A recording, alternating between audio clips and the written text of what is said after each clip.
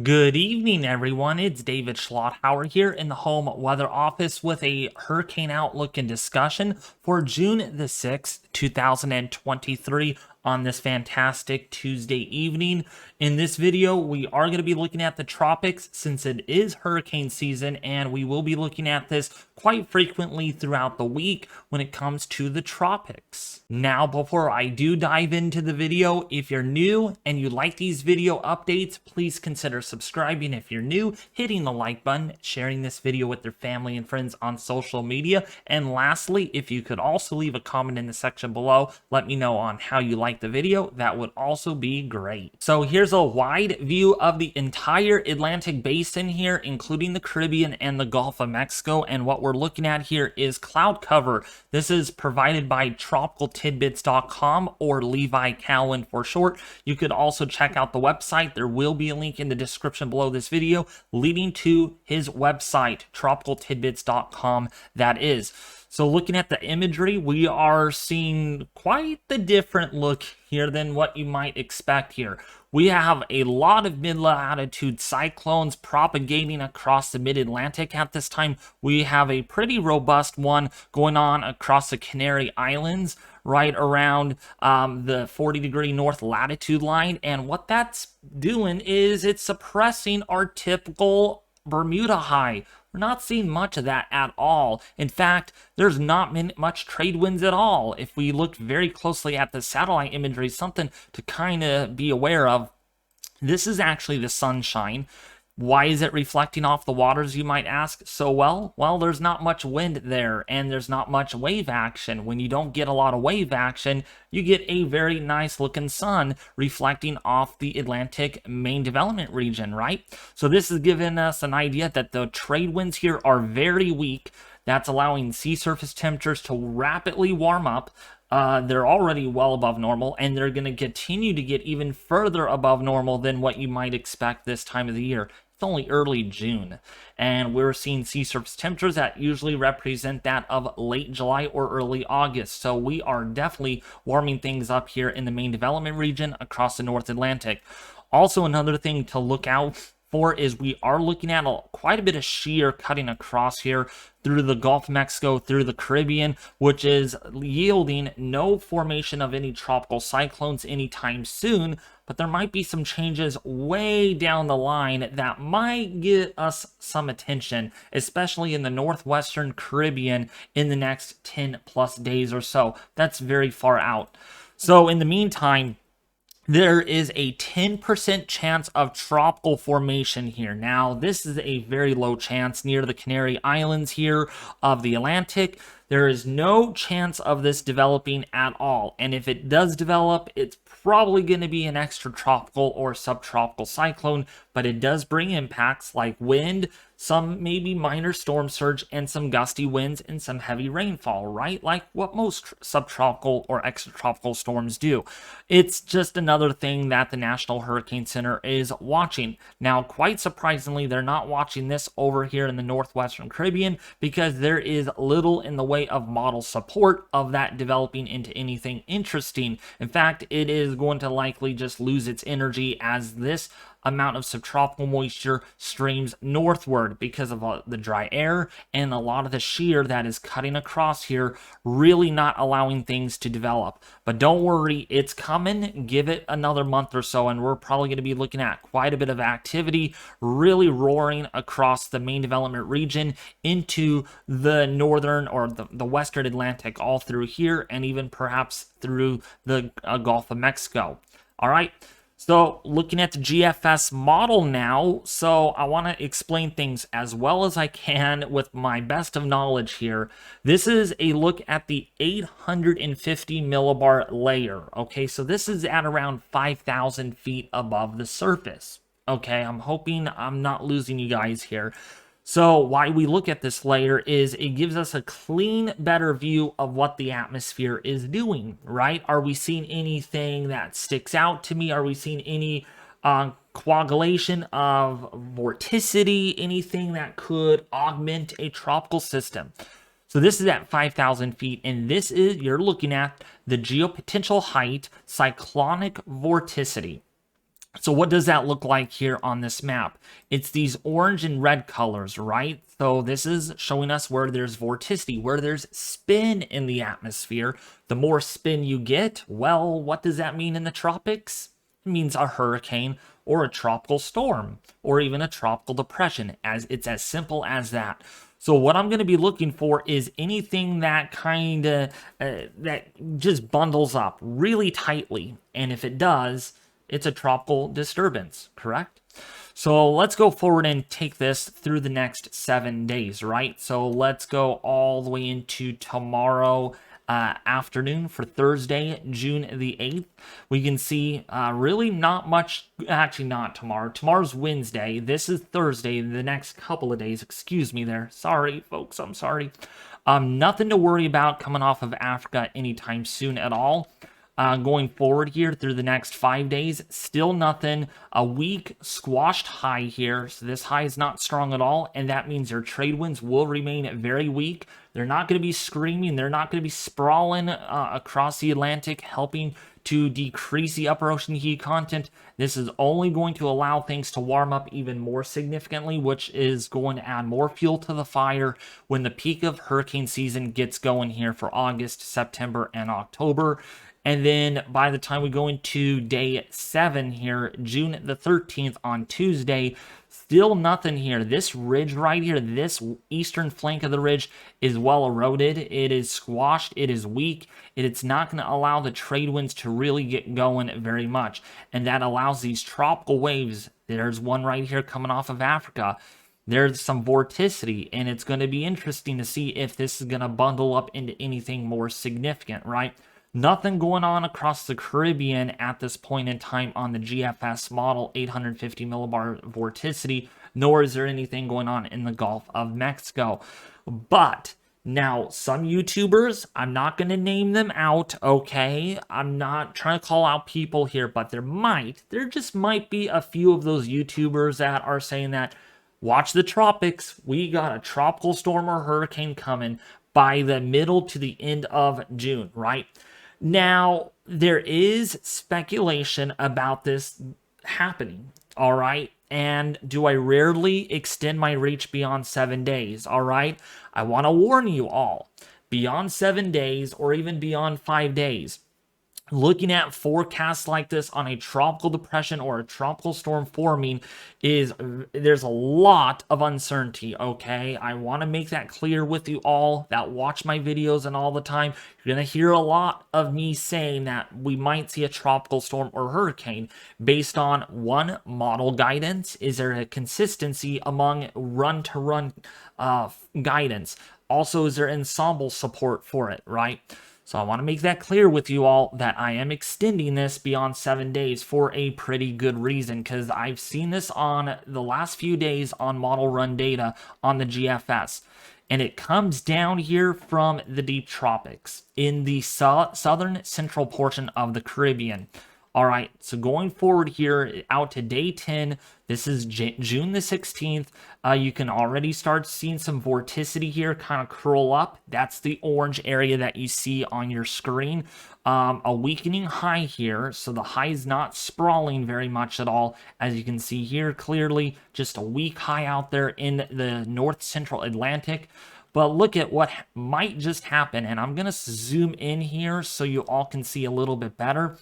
There's like a 1% chance of this occurring, so please do not quote me, that there might be something that tries to curl up here in the northwestern Caribbean, okay?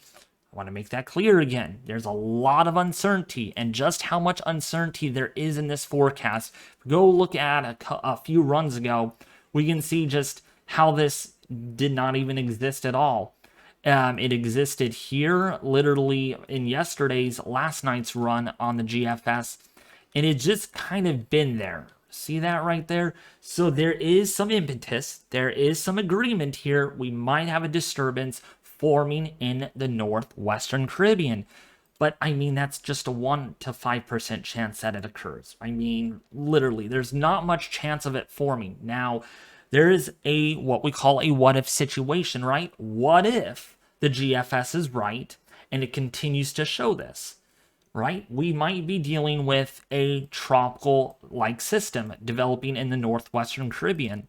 And if it does develop as what the 18Z shows, we could be looking at a tropical storm. Who cares what? Might even see a hurricane, right? Anything is possible here.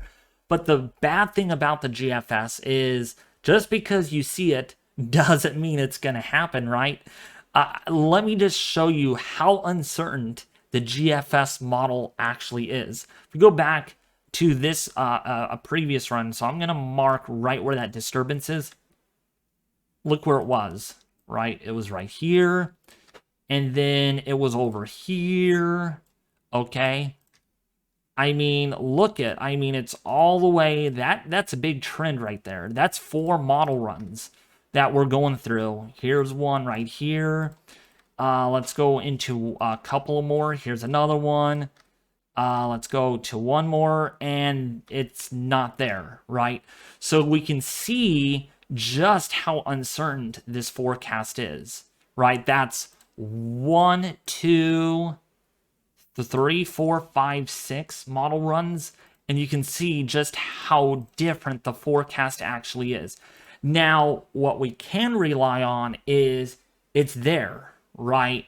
But is there enough evidence to prove that it might be an issue going forward? Well, if we look at the ensemble forecast, we don't have the 18Z fully rendered yet. So I'm going to show you all the 12Z model guidance if my internet could actually run faster here. But it's not going to show much of anything in the Gulf of Mexico, and that's because there is low agreement. There's not a lot of model support to get this. We don't even have the European model out that far yet. So I just want to make something clear with you all that when you see maps like this on the GFS model, there's a lot of variability beyond 10 days. It's like forecasting. Let me just do let me try to do this as entertaining as I can without making you guys feel bored, keeping on the same topic. It's like forecasting you going to the hospital, or it's like forecasting you to get extremely sick at a particularly time in the 10-day forecast, right? It's very hard to forecast that. Or it's like you going to work, you forecasting your employer that's going to make you work at 6 o'clock at night. But you look at it and it's like, what?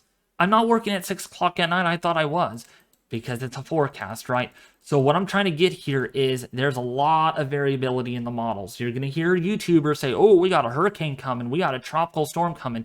Just be careful who you watch. That's all I'm going to say, because people are going to start talking about this. It's just how weather works. So we are now going to look at the full screen here, and we are going to look at the NOAA Coral Reef Watch sea surface temperature departures, right? They are warmer than average. And yes, when I mean that, we have the 26-degree isotherm already in the central Atlantic. Usually that's down here still. So definitely a lot warmer as far as sea surface temperatures go. Definitely warm in the Caribbean, that is for sure. We have 29, 30 Celsius water, even 31 Celsius down here, just in the southernmost portion of the Bay of Campeche in the Gulf of Mexico. So really warm waters here. And if we get something what the GFS model shows, there's a lot of upper ocean heat content here. There's a lot of moisture, and there is a lot of warm oceanic heat at the surface. And so, yeah, if the GFS comes right, we will have to monitor that. But good thing is it's too far out. There's a lot of variability, and there's a lot of changes to come. But something just to kind of that I wanted to kind of throw in there in this video. What I also want to throw in is the very warm Iberian Canary Current off the eastern portion of the Atlantic basin here. I mean, this is getting a lot of people's attention, including mine. You know how I don't like hyping up stuff, but in this case, I am hyping this up. This is absolutely concerning. when seeing a really, really warm horseshoe-like shape here. Some of these water anomalies here are 3 Celsius plus. For crying out loud, some of these up here are even 3.5, almost 4 Celsius above normal. That is definitely absurd to see. Really cool waters here off the northeastern coast because of a lot of troughs, a lot of below average temperatures there. So this really sticks out, and this is going to really matter by the time we go into, say, July, but especially in August and September. Because when you get really warm waters like this, you have a lot of latent heat release from the ocean. You got more upward motion, so the MJO will likely favor this area a little bit more. You got convective coupled Kelvin waves that favor this area too, which also kind of boost the Atlantic hurricane season, or kind of get it boofed up a little bit. So what we're really concerned about is how this is going to all evolve. And with the weaker trade winds here, again, the high is not strong. It's going to be very interesting to see how much further warming happens here. How far above average can we get? Because it's only time from here. If we get any warmer than these waters here, this is going to compensate for our El Nino in the Eastern Pacific. And even so, we do have a moderate to strong El Nino. I'm really starting to believe we're going to have a very busy Atlantic hurricane season. Now, my last forecast predictions were forecasting 8 to 12 named storms.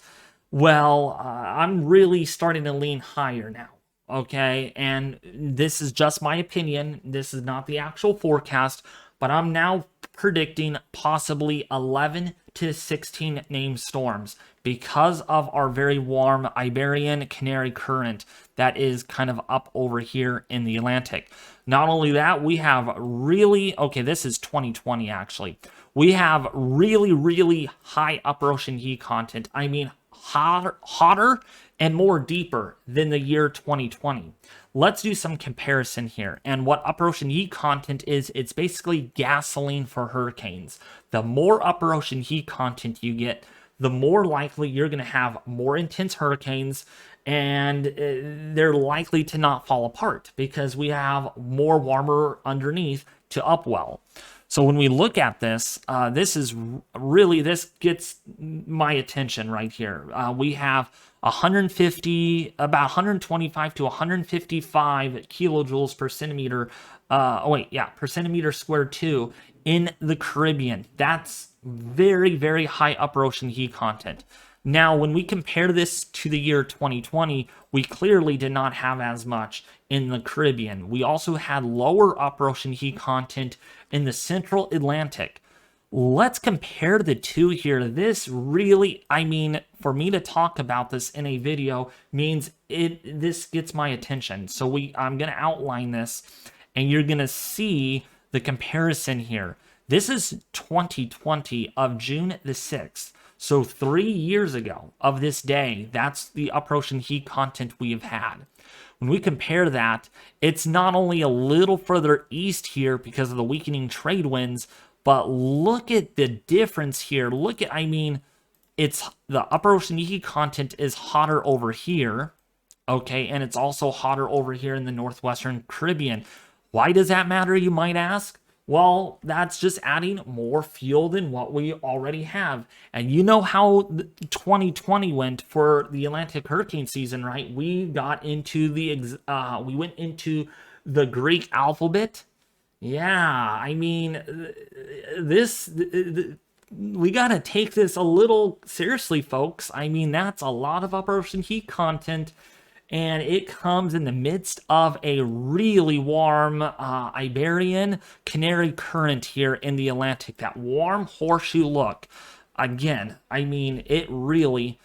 everything just it's a bit uncertain, but we're starting to get better understanding that we could be looking at a really busy season. How busy, that is to be announced. We might see 15 named storms, we might see 10, but we might even see 22 named storms. The UK Met Office is the highest forecast, calling for 20 plus named storms this Atlantic hurricane season, which illustrates the variability here. in the season ahead. So we can see the 26-degree isotherm waters extending pretty deep, anywhere between 300 to 600 feet deep in some portions here of the main development region into the Caribbean. Why does that matter? Because that's 80-degree waters in Fahrenheit. Okay, imagining 80 degrees, the isotherm, okay, the 80-degree line, go 300 to 400 feet down below the ocean. Yeah, that's 80 degrees still. Why is that important? Also, because you need 80 degrees in Fahrenheit for waters in the deep tropics for tropical development, right? That's that's kind of the deviation line between you might get a tropical storm or you will get a tropical storm. And yeah, this is pretty deep.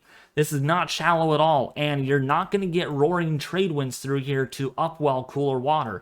This is too deep to do that. So basically what I'm illustrating here is as soon as you get this upper ocean heat or this 80-degree isotherm gradient here, as soon as it's there, it stays. It's deep enough to not bring up any much in the way of cooler upwelling of waters, okay? Which means we have more than a lot of heat content in the Atlantic now to kick off a pretty busy season.